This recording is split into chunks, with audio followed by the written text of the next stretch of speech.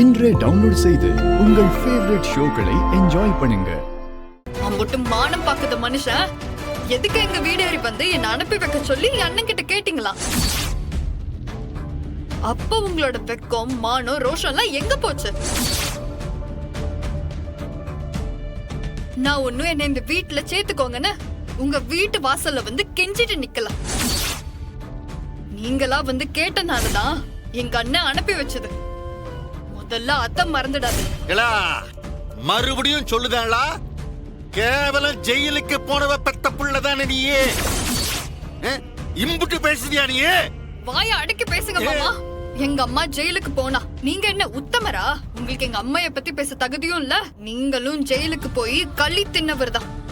இப்ப பெயில்ல வந்திருக்கீங்க, அத மறந்துடாதீங்க.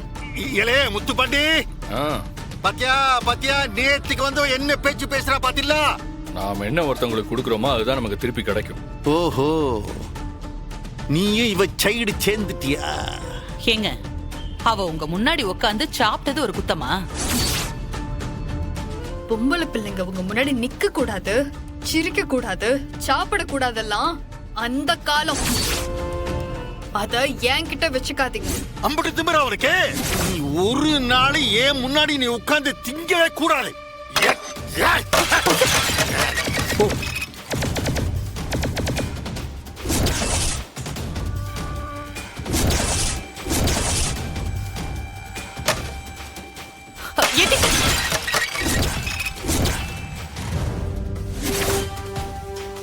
ஏன் சாப்பாட்டே தூக்கி வீசுதியா நீ?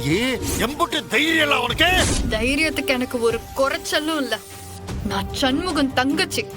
அதே மாதிரி என்ன அடக்கி வைக்க நான் ஒன்னும் இசக்கியும் இல்ல. நான் வீரா, போலீஸ்காரி.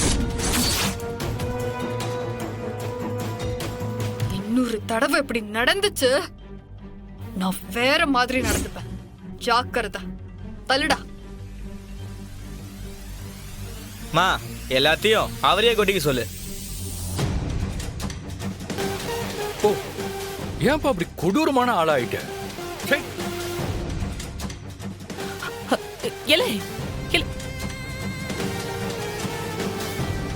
என்னங்க இது? நீங்க சாப்பிட்ற தட்டு எடுத்து வீரா இப்படி வீசி பிடிச்சு, ஐயோ எனக்கே நாக்க புடிங்கலாம் போல் இருக்கு. எப்படி எப்படி நாக்க புடிங்கிக்கலாம் போல இருக்கா? அங்கே நாக்க புடிங்க, இங்க புடிங்க பாப்பா. நாக்க புடிங்க புடிங்க புடிங்க. என் கண்ணு முன்னாடி ஒரு நாக்க புடிங்கல புடிங்க. காதை அறுத்து புடுங்க. ஜாக்கிரதை.